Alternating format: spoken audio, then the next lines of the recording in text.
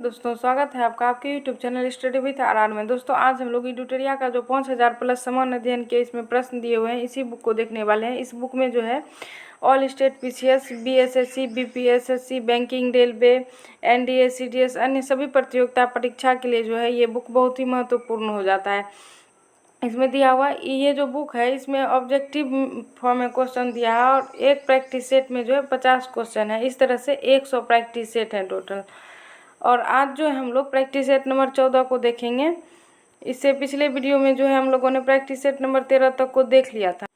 अगर आपने हमारे पिछले वीडियो को नहीं देखा है तो यूटूटोरिया 5000 प्लस नाम से जो है मैंने प्लेलिस्ट बना दिया है, उसे ज़रूर देख लें पिछले वीडियो को, क्योंकि इस बुक में जो है सभी क्वेश्चन बहुत ही इंपॉर्टेंट दिए हुए हैं। किसी भी एग्जाम में ये प्रश्न जो है वो देखने को मिल सकते हैं।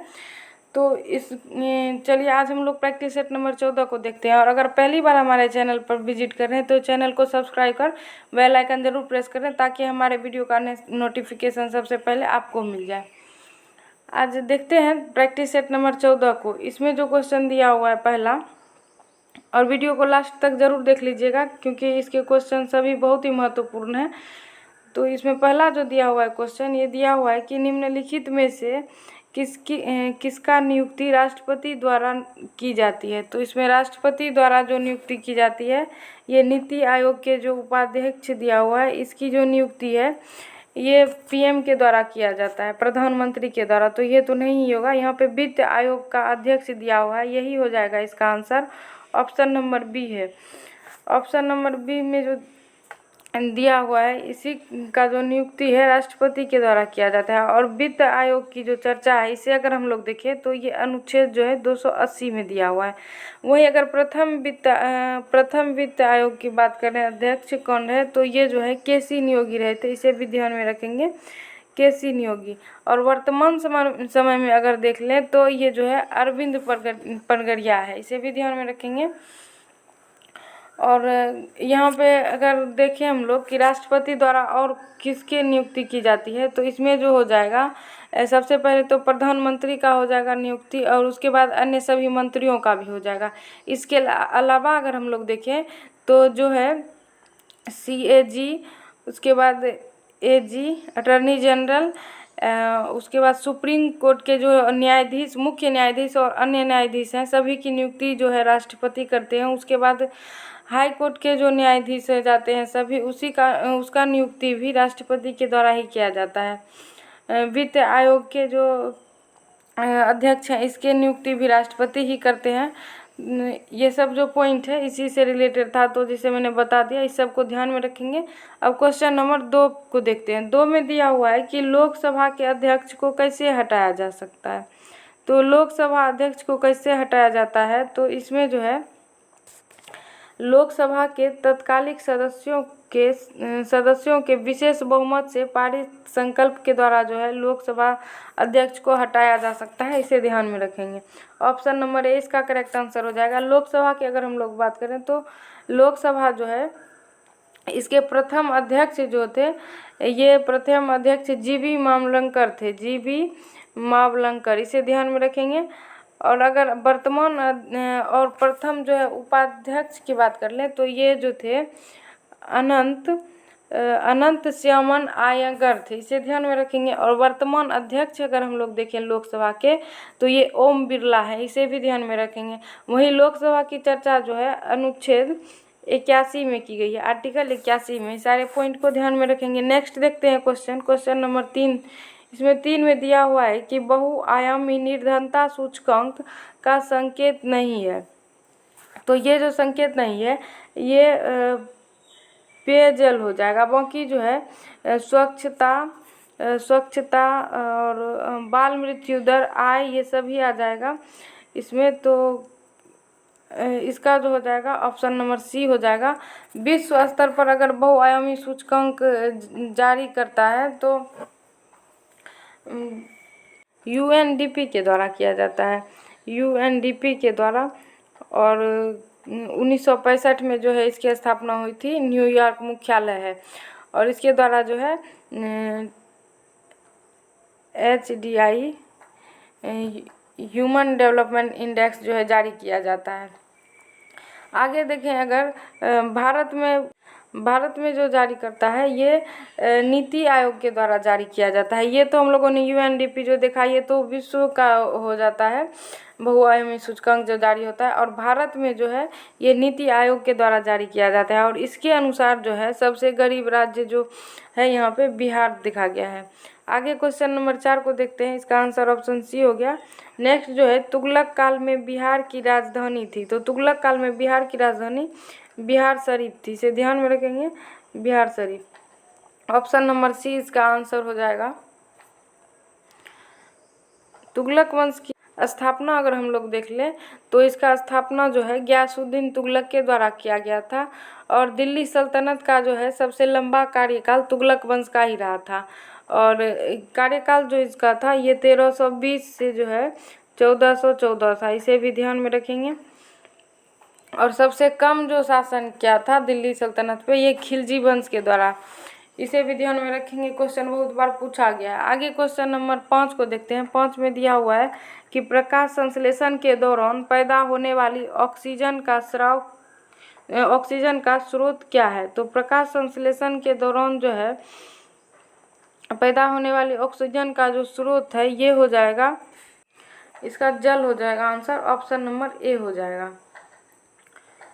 प्रकाश संश्लेषण के लिए जो है वातावरण से, पेड़ पौधे को प्रकाश संश्लेषण के लिए वातावरण से जो है 4 कच्चे पदार्थ की आवश्यकता होती है। इसमें अगर हम लोग पहला देखें, 4 जो कच्चे पदार्थ होती है आवश्यकता, तो इसमें CO2 हो जाएगा पहला, दूसरा जल हो जाएगा, उसके बाद जो है जल हो जाएगा, और सूर्य से जो है सूर्य प्रकाश हो जाएगा, उसके बाद पेड़ पौधे से क्लोरोफिल हो जाएगा। तो ये जो 4 कच्चे पदार्थ है इसकी आवश्यकता जो है प्रकाश संश्लेषण में होती है पेड़ पौधे को। और प्रकाश संश्लेषण जो है 2 चरणों में होता है। यहाँ पे क्वेश्चन जो बन जाता है बहुत ही इम्पोर्टेंट है कि प्रकाश संश्लेषण 2 चरणों में होता है, और इसमें पहला चरण जो है प्रकाशिक क्रिया और दूसरा जो है अप्रकाशिक चरण, प्रकाशिक अभिक्रिया और दूसरा जो है अप्रकाशिक चरण हो जाता है। प्रकाशिक जो अभिक्रिया है इसमें जो है पेड़ पौधे के पत्ती ग्रेनम वाले भाग से जो है होता है। उसके बाद जो है अप्रकाशिक चरण का अगर हम लोग देखें तो ये पत्ती के स्ट्रोमा वाले भाग में होता है। दोनों पॉइंट को ध्यान में रखेंगे, बहुत ही इंपॉर्टेंट है, बहुत बार एग्जाम में क्वेश्चन पूछा गया। आगे क्वेश्चन नंबर 6 को देख लेते हैं। 6 में दिया हुआ है ऋग्वेद के 9वें मंडल का संबंध किस देवता से है। तो ऋग्वेद में 9वें मंडल का संबंध जो है ये सोम देवता थे। आंसर इसका ऑप्शन नंबर डी हो जाएगा। ऋग्वेद के अगर हम लोग कुछ देख ले, और यहाँ पे महत्वपूर्ण बात है, ऋग्वेद में जो है कुल 10 मंडल है। कितने? 10 मंडल है ऋग्वेद में टोटल। और पहला एवं 10वां जो है मंडल ये नवीनतम मंडल है। उसके बाद अगर दूसरा और 7वां तक जो है ये प्राचीन मंडल है। इसमें जो है दूसरा और 7वां इसे प्राचीन मंडल कहते हैं, और इसे वन मंडल भी बोलते हैं। 8वां अगर वही मंडल हम लोग देख ले तो 8वां मंडल में जो है ये हस्तलिखित प्रमाण मिलता है, जिसे खील बोलते हैं। सारे जो पॉइंट मैं बता रही हूँ बहुत ही इंपॉर्टेंट है, सभी एग्जाम में पूछे गए हैं पहले। उसके बाद अगर गायत्री मंत्र की चर्चा पूछा गया है बहुत बार, तो गायत्री मंत्र की चर्चा जो है ये 3रे मंडल में है, इसे ध्यान में रखेंगे। उसके बाद जो है दशराज युद्ध की चर्चा ये 7वें मंडल में है। दशराज युद्ध की चर्चा जो है ये 7वें मंडल में हो जाता है। सोम देवता का चर्चा जो है ये 9वें मंडल में हो जाता है। उसके बाद जो है पुरुष सूक्त की चर्चा जो है ये 10वें मंडल में है। सभी पॉइंट को ध्यान में रखेंगे। तो यहाँ पे सोम देवता का बात किया गया था जो कि 9वें मंडल में है। ऑप्शन नंबर डी इसका करेक्ट आंसर हो जाएगा। आगे देखते हैं क्वेश्चन नंबर 7 को। 7 में दिया हुआ है कि नेशनल हेराल्ड अखबार के संस्थापक निम्न में से कौन थे। नेशनल हेराल्ड के जो संस्थापक थे ये हो जाएंगे Jawaharlal Nehru. Option number B इसका करेक्ट आंसर हो जाएगा। जवाहरलाल नेहरू का अगर हम लोग और कुछ देख लें तो नेशनल हेराल्ड पत्रिका के संपादक हो गए। उसके बाद जो है डिस्कवरी ऑफ इंडिया जो पुस्तक है इन्हीं का लिखा गया है, डिस्कवरी ऑफ इंडिया, इसे भी ध्यान में रखेंगे। उसके बाद जो है ग्रिप्सेल ऑफ वर्ल्ड हिस्ट्री, यही इन्हीं का लिखा हुआ है। ग्रिप्सेल ऑफ वर्ल्ड हिस्ट्री, विश्व इतिहास की एक झलक जो है। उसके बाद है एक वॉन्च ऑफ लेटर, ये भी जवाहरलाल नेहरू के द्वारा ही लिखा गया है। यही अगर ऑप्शन डी का हम लोग देखें, सच्चिदानंद सिन्हा जो यहाँ पे दिया हुआ है, इनका जो है दो बहुत ही महत्वपूर्ण पुस्तक हो जाता है, हिंदुस्तान रिव्यू, एक हो जाता है हिंदुस्तान रिव्यू, इसे ध्यान में रखेंगे। उसके बाद जो है दूसरा एक और हो जाता है इनका ग्रिप्सेल, हिंदुस्तान रिव्यू और इंडियन पीपुल्स, इंडियन पीपुल्स जो है इन्हीं का है, सच्चिदानंद सिन्हा का, इसे भी ध्यान में रखेंगे, इंडियन पीपुल्स। ऑप्शन ए में जो मोतीलाल नेहरू दिया हुआ है, इनका जो है जो द इंडिपेंडेंस जो है ये 1919 में लिखा गया था, द इंडिपेंडेंस इन्हीं के द्वारा लिखा गया है। इस सारे पॉइंट को ध्यान में रखेंगे। अगर यहाँ पे कुछ और महत्वपूर्ण पॉइंट हम लोग देख ले कि भारत का प्रथम समाचार पत्र, तो भारत का प्रथम समाचार पत्र जो था ये द बंगाल गजट था, 1780 ईस्वी में जो इसका प्रकाशन हुआ था, 1780 ईस्वी में। और प्रकाशन जो किया था जेम्स हिक्की के द्वारा किया गया था, जो कि अंग्रेजी में था। और अगर भारत का प्रथम हिंदी समाचार पत्र हम लोग देखें तो उदंत मानदंड था, जो कि इसका प्रकाशन 1826 में किया गया था, इसे भी ध्यान में रखेंगे। और इसका प्रकाशन जो है पंडित जुगल किशोर प्रसाद के द्वारा किया गया था। सारे पॉइंट बहुत ही महत्वपूर्ण है जो मैंने बताया, ध्यान में रखिएगा। आगे देख लेते हैं क्वेश्चन नंबर 8 को। 8 में दिया हुआ है कि प्राथमिक इंद्रधनुष में क्या होता है, प्राथमिक इंद्रधनुष में क्या होता है। तो इसमें जो होता है हम लोग इंद्रधनुष जो देख लेते हैं सबसे पहले, तो ये दो प्रकार के होते हैं इंद्रधनुष। इंद्रधनुष दो प्रकार के होते हैं, प्राथमिक इंद्रधनुष एवं द्वितीयक इंद्रधनुष। प्राथमिक इंद्रधनुष एवं द्वितीयक, ये जो है इसमें अपवर्तन जो है 2 बार होता है। प्राथमिक इंद्रधनुष में अपवर्तन 2 बार होता है, और इसमें जो है इसमें भी अपवर्तन 2 बार होता है, इसे ध्यान में रखेंगे।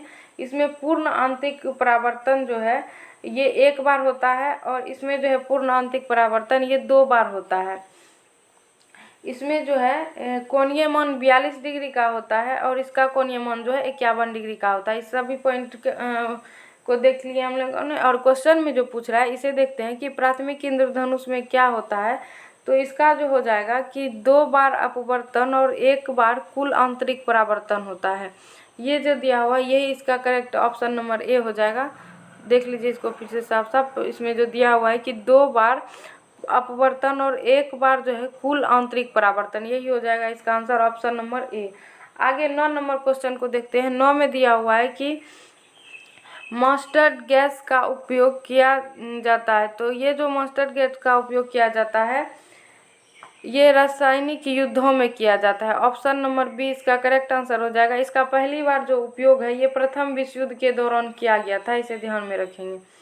आगे क्वेश्चन नंबर 10 देखते हैं। 10 में दिया हुआ है कि भारत में पहले सोने के सिक्के किसके द्वारा जारी किए गए थे। तो भारत में अगर पहली बार सोने के सिक्के जारी किए गए थे ये हिंद यूनान के द्वारा किया गया था, जिसे इंडो ग्रीक भी बोलते हैं।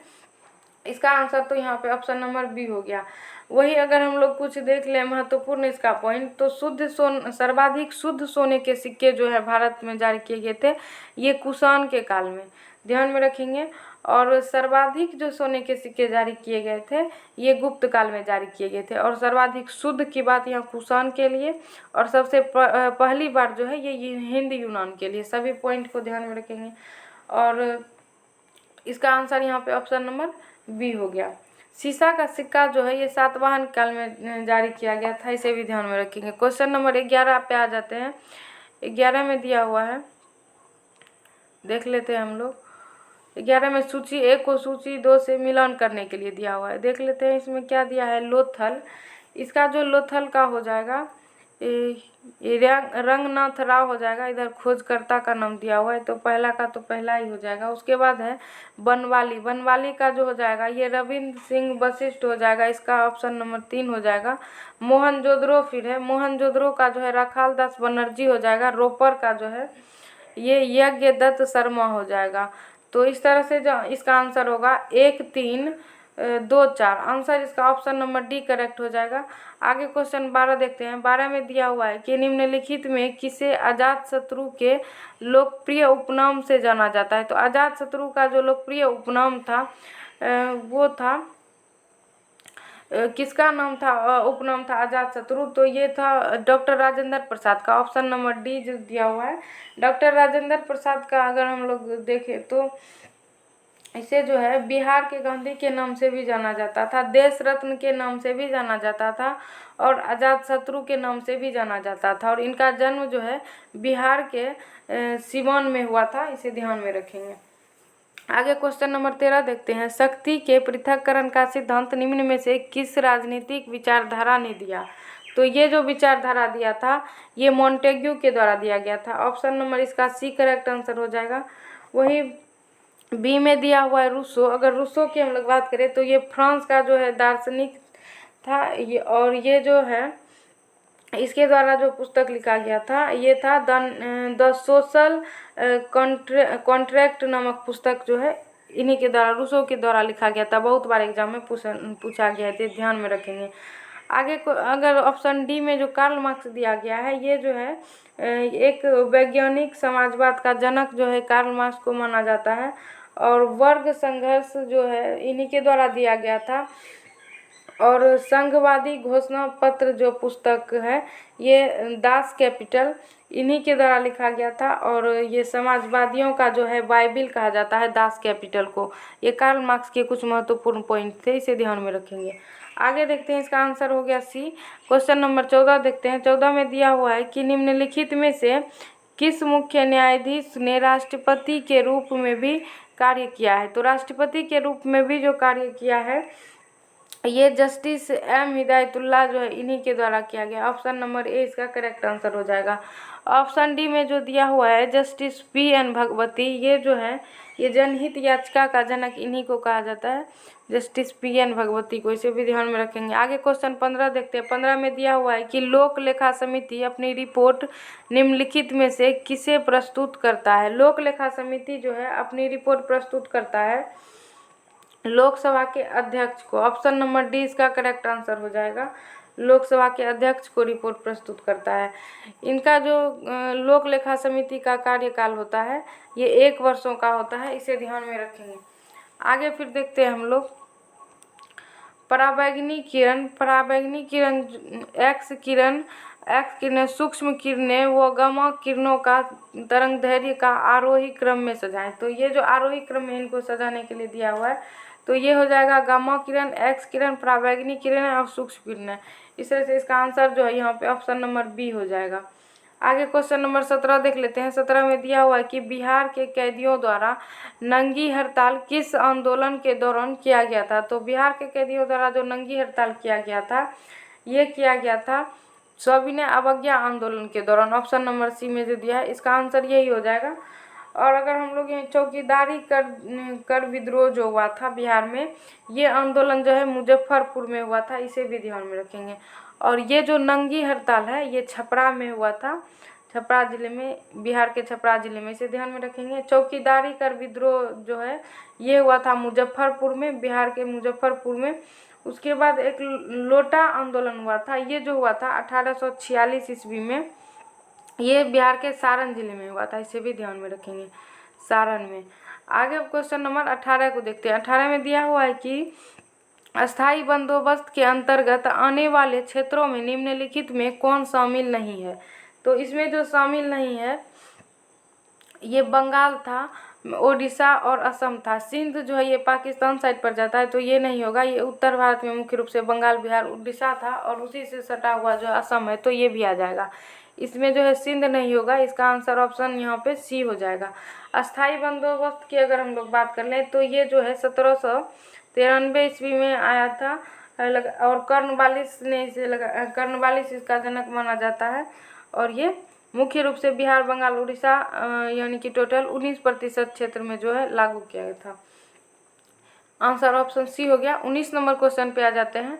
19 में जो दिया हुआ है कि अगस्त घोषणा निम्न में से किसके द्वारा की गई थी? अगस्त घोषणा किसके द्वारा की गई थी? अगस्त घोषणा जो किया गया था ये किया गया था लॉर्ड मॉन्टेग्यू के द्वारा। ऑप्शन नंबर सी इसका करेक्ट आंसर हो जाएगा। यहाँ पे अगस्त घोषणा दिया हुआ है, अगस्त घोषणा जो है ये अगस्त 1917 में हुआ था। वहीं अगर अगस्त संकल्प की बात कर लें अगस्त संकल्प पूछा जाता है, ये जो है ये 1933 में हुआ था, अगस्त 1933। एक हो जाता है अगस्त प्रस्ताव, यहाँ पे उसे भी ध्यान में रखेंगे। अगस्त प्रस्ताव ये जो था ये 1940 में आया था, अगस्त प्रस्ताव, इसे ध्यान में रखेंगे। उसके बाद जो है एक हो जाता है अगस्त क्रांति। ये सभी जो है बहुत ही कंफ्यूजिंग लगते हैं, तो इसमें इसलिए मैं एक जगह सबको बता देती हूँ कि अगस्त क्रांति जो है ये हुआ था अगस्त 1942 में। यहाँ पे पूछ रहा था अगस्त घोषणा, ये जो हुआ था लॉर्ड मॉन्टेग्यू के समय में हुआ था, इसे ध्यान में रखेंगे। ऑप्शन सी हो गया इसका आंसर। आगे 20 नंबर देखते हैं। 20 में दिया है सूची 1 को सूची 2 से मिलाने के लिए। यहाँ पे दिया हुआ है मैग्नीशियम, इसका जो हो जाएगा मैग्नीशियम का ये टैल्क हो जाएगा, इसका 4 हो जाएगा। उसके बाद पोटेशियम दिया है, पोटेशियम का जो दिया हुआ ये नाइटर हो जाएगा। फिर है कैल्शियम, कैल्शियम का जो हो जाएगा ये फास्फाइट हो जाएगा। और मैगजीन का ये पायरोल्यूसाइड हो जाएगा, 1 हो जाएगा। तो इस तरह से जो है 4 3 2 1, 4 3 2 1, ऑप्शन नंबर ए इसका करेक्ट आंसर हो जाएगा, इसी में दिया है। आगे 21 नंबर देख लेते हैं। 21 में दिया हुआ है द वे आउट पैम्फलेट किसके द्वारा प्रकाशित किया गया था? ये जो प्रकाशित किया गया था सी राजगोपालाचारी के द्वारा किया गया था। इसका आंसर ऑप्शन नंबर सी यहाँ पे हो जाएगा। मोहम्मद अली जो जिन्ना यहाँ पे दिया हुआ है, ये कॉमरेड का संपादक जो इन्हीं के द्वारा किया गया था। इसका आंसर सी हो गया। आगे देखते हैं क्वेश्चन नंबर 22।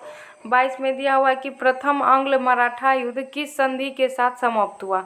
प्रथम आंग्ल मराठा युद्ध जो समाप्त हुआ था ये हुआ था प्रथम आंग्ल मराठा युद्ध 1775 से 1782 के बीच, और ये समाप्त हुआ था सालबाई के संधि के साथ। तो इसका आंसर यहाँ ऑप्शन नंबर सी हो जाएगा, सालबाई संधि के साथ। और शुरुआत जो हुआ था ये हुआ था शुरुआत सूरत की संधि के साथ, और समाप्त हुआ था 1782 में। और इस समय जो है वारेन हेस्टिंग का कार्यकाल था, इसे भी ध्यान में रखेंगे। अगर दूसरा देख लें हम लोग यहाँ पे आंग्ल मराठा युद्ध, दूसरा जो आंग्ल मराठा युद्ध था ये बैसिन की संधि के साथ समाप्त हुआ था। और वहीं तीसरे की अगर हम लोग बात कर लें बेलेजली के समय, और तीसरा अगर देखें तो ये हेस्टिंग्स के समय जो है मंदसौर की संधि के साथ समाप्त हुआ था, इसे भी ध्यान में रखेंगे। और तीसरा जो हुआ था आंग्ल मराठा युद्ध, उसी के समय जो है पिंडारियों का दमन हुआ था, इस पॉइंट को भी यहाँ पे ध्यान में रखेंगे। आगे क्वेश्चन 23 देख लेते हैं। 23 में दिया हुआ है कि नादिर शाह का आक्रमण किस मुगल बादशाह के काल में हुआ था? नादिर शाह का आक्रमण पूछ रहा है। ये जो नादिर शाह का आक्रमण था ये मोहम्मद शाह के शासनकाल में हुआ था, मोहम्मद शाह रंगीला के शासनकाल में। ऑप्शन नंबर डी इसका आंसर हो जाएगा करेक्ट। कब हुआ था? तो ये 1739 में हुआ था, इसे भी ध्यान में रखेंगे। आगे क्वेश्चन 24 देख लेते हैं। 24 में दिया हुआ है कि किस कांग्रेस सत्र में कार्यकारी कमेटी का सचिव अवज्ञा आंदोलन प्रारंभ करने का अधिकार दिया गया था? तो ये जो अधिकार दिया गया था ये लाहौर सत्र में। ऑप्शन नंबर जो 20 का करेक्ट आंसर हो जाएगा। आगे 25 नंबर देखते हैं। 25 में दिया हुआ है कि जी का मान कम या शून्य कहाँ होता है? जी का मान कहाँ होता है? शून्य। तो ये जो शून्य हो जाता है पृथ्वी के केंद्र में होता है। अगर सर्वाधिक की हम लोग बात कर लें तो सबसे अधिक जो है ये ध्रुव पर होता है जी का मान, और न्यूनतम अगर देखें तो भूमध्य रेखा पर होता है, ध्यान में रखेंगे। आगे 25 नंबर देखते हैं। दिया हुआ है कि द्रव्यमान दुगुना करने पर गतिज ऊर्जा पर क्या प्रभाव पड़ता है? दोगुना करने पर द्रव्यमान गतिज ऊर्जा जो है ये भी 2 गुना हो जाएगा, इसका आंसर ऑप्शन नंबर ए हो जाएगा। 27 में दिया हुआ है कि किस गैस को स्ट्रेंजर गैस भी कहते हैं? स्ट्रेंजर गैस जो है ये जीनोन को कहते हैं, ऑप्शन नंबर सी इसका करेक्ट आंसर हो जाएगा। 28 नंबर क्वेश्चन देख लेते हैं। 28 में दिया हुआ है कि भारतीय संविधान के किस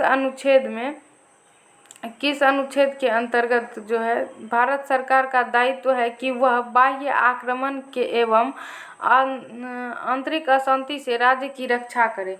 तो ये किस अनुच्छेद में ऐसा क्या हो? तो अनुच्छेद 355 जो है उसी में ऐसा दिया हुआ है। अनुच्छेद 352 जो है इसमें राष्ट्रीय आपात के बारे में दिया गया है, और इसका आंसर यहाँ पे ऑप्शन नंबर बी होगा करेक्ट। और यहाँ पे जो ये अनुच्छेद 356 है, ये जो है राष्ट्रपति शासन के बारे में इसमें दिया हुआ है। इसका आंसर ऑप्शन बी हो गया, अनुच्छेद 355। आगे 29 देख लेते हैं। 29 में दिया हुआ है कि घाटे की वित्तीय व्यवस्था का अर्थव्यवस्था पर क्या प्रभाव पड़ता है। घाटे की वित्तीय व्यवस्था का, इस पे जो है अर्थव्यवस्था का मुद्रा आपूर्ति में वृद्धि होता है, यही हो जाता है प्रभाव। ऑप्शन नंबर 20 का हो जाएगा। आगे 30 देखते हैं। 30 में दिया हुआ है कि भारत के किस शहर में अटाला मस्जिद स्थित है। तो अटाला मस्जिद जो स्थित है ये जौनपुर में स्थित है। ऑप्शन नंबर सी इसका करेक्ट आंसर हो जाएगा। 31 देखते हैं। 31 में किस गवर्नर के समय द्वितीय आंग्ल सिख युद्ध संपन्न हुआ था। द्वितीय आंग्ल सिख युद्ध जो संपन्न हुआ था ये लॉर्ड डलहौजी के समय। ऑप्शन नंबर सी इसका करेक्ट आंसर हो जाएगा। 32 देखते हैं। दिया हुआ है कि महलबारी व्यवस्था जो है किसके द्वारा लागू किया गया था। महलबारी जो लागू किया गया था ये किया गया था हॉल्ट मैकिन्जी के द्वारा। ऑप्शन नंबर जो है इसका सी हो जाएगा करेक्ट आंसर।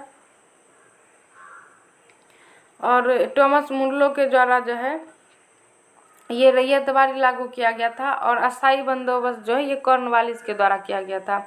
इसका आंसर सी हो गया। आगे 33 देख लेते हैं। 33 में है कि राज्यपाल द्वारा जारी किए गए अध्यादेश की स्वीकृति आवश्यक होता है। तो ये आवश्यक होता है विधानसभा के लिए। राज्यपाल का बात किया गया है तो ये विधानसभा के लिए हो जाएगा इसका आंसर यहाँ।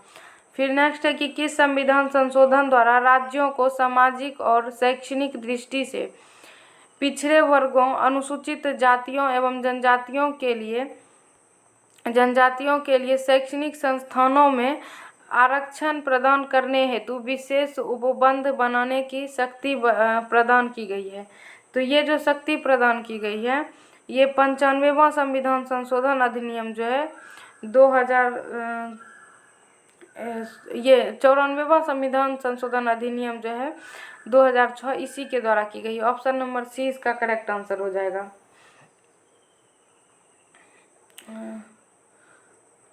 सॉरी मैंने सी बोल दिया, बी इसका आंसर होगा कि 93वां संविधान संशोधन 2005। ऑप्शन नंबर बी इसका करेक्ट आंसर हो जाएगा। आगे 35 देखते हैं। 35 में दिया हुआ है कि विधान परिषद की कुल सदस्यों में कितने सदस्य राज्य में और स्नातकों द्वारा निर्वाचित होते हैं। राज्य में रह रहे स्नातकों द्वारा निर्वाचित होते हैं इसमें विधानसभा में।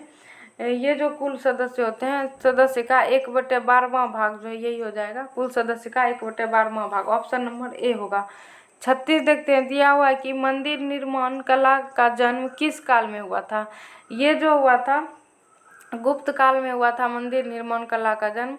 मंदिर मूर्ति का जो है ये लोग तो हम लोग शुरू से ही सिंधु घाटी सभ्यता से ही देखते आए हैं, लेकिन मंदिर निर्माण कला का जो जन्म है मुख्य रूप से ये गुप्त काल में ही देखने को मिलता है। आंसर इसका ऑप्शन नंबर सी हो जाएगा। 37 देखते हैं। दिया हुआ है कि मेगास्थनीज के अनुसार मौर्यकालीन समाज में किस वर्ग में अस्तित्व में नहीं था। तो किस वर्ग का अस्तित्व नहीं था मौर्यकालीन समाज में, तो ये जो है ब्राह्मण का अस्तित्व नहीं था। ऑप्शन नंबर जो है इसका सी हो जाएगा, ऑप्शन सी। आगे 38 दिया हुआ है कि प्रच्छन्न या छिपी हुई बेरोजगारी का अर्थ है। तो ये जो छिपी हुई बेरोजगारी का अर्थ है ये श्रमिकों की सीमांत उत्पादकता शून्य हो जाती है। आंसर इसका ऑप्शन नंबर डी हो जाएगा। फिर है कि प्रसिद्ध महाकालेश्वर मंदिर किस नदी के किनारे स्थित है। ये जो मंदिर स्थित है ये क्षिप्रा नदी के किनारे स्थित है। ऑप्शन नंबर डी इसका करेक्ट आंसर हो जाएगा। फिर निम्नलिखित में कौन घुमक्कड़ जनजाति नहीं है। घुमक्कड़ जनजाति जो इसमें से नहीं है ये हो जाता है पिग्मी जनजाति। ऑप्शन नंबर डी में जो दिया हुआ है। ऑप्शन ए में जो यहाँ कजाक दिया हुआ है ये रूस में है जनजाति। उसके बाद जो है ये ऑप्शन नंबर सी में ये लेप्चा जो जनजाति है सिक्किम में देखने को मिलता है। और पिग्मी जनजाति जो ऑप्शन डी में दिया हुआ है ये सबसे नाटा जनजाति जो है माना जाता है कांगो में है। ऑप्शन नंबर बी में यहाँ पे दिया हुआ है मिसाई। मिसाई जो है मध्य अफ्रीका की जनजाति है, ध्यान में रखेंगे। इसका आंसर तो पिग्मी हो जाएगा, ऑप्शन डी। नेक्स्ट 41 देखते हैं। 41 मई 2011 की जनगणना के अनुसार निम्नलिखित जनजातियों में कौन सबसे बड़ा समूह है? तो इसमें जो सबसे बड़ा समूह है ये हो जाएगा भील जनजाति। सबसे बड़ा समूह है भील जनजाति का, ऑप्शन ए हो जाएगा इसका करेक्ट। 42 फिर देखते हैं, दिया हुआ है कि शीत ऋतु में वर्षा के उत्तरी भाग, शीत ऋतु में भारत के उत्तरी भाग में वर्षा होती है। तो ये उत्तरी भाग में जो वर्षा होती है पश्चिमी विक्षोभ के कारण, आंसर इसका ऑप्शन नंबर बी हो जाएगा। और सर्वाधिक जो वर्षा होती है ये होता है दक्षिण पश्चिम मानसून से भारत में, इसे भी ध्यान में रखेंगे। 43 नंबर क्वेश्चन देखते हैं, दिया हुआ है निम्नलिखित में कौन सी नदी भूमि बंधित है? तो ये जो हो जाएगा लूनी नदी हो जाएगा, ऑप्शन नंबर सी इसका करेक्ट आंसर हो जाएगा। आगे 44 देखते हैं, दिया है कि निम्नलिखित में कौन भारत में निर्वनीकरण का प्रभाव नहीं है? तो ये जो निर्वनीकरण का प्रभाव नहीं है शहरीकरण हो जाएगा, आंसर इसका ऑप्शन नंबर बी हो जाएगा। आगे 45 फिर देखते हैं, दिया हुआ कि कार्बन क्रेडिट की शुरुआत कहाँ हुई थी? तो ये जो शुरुआत हुई थी कार्बन क्रेडिट की, इसका शुरुआत जो माना जाता है ये क्योटो प्रोटोकॉल से। क्योटो प्रोटोकॉल जो है 1997 में हुआ था, ध्यान में रखेंगे। मॉन्ट्रियल प्रोटोकॉल अगर हम लोग देखें तो ये जो है ओजोन परत के संरक्षण के लिए हुआ था और 1987 में 16 सितंबर 1987 को हुआ था, और इसीलिए जो है 16 सितंबर को ओजोन दिवस के रूप में मनाया जाता है। और ये मॉन्ट्रियल शहर में हुआ था, कनाडा के मॉन्ट्रियल शहर में। आगे 46 नंबर पे आते हैं, दिया हुआ है कि सुमेलित करने के लिए धोबन सोडा, इसका सूत्र दिया हुआ है इधर। तो ये धोबन सोडा का जो हो जाएगा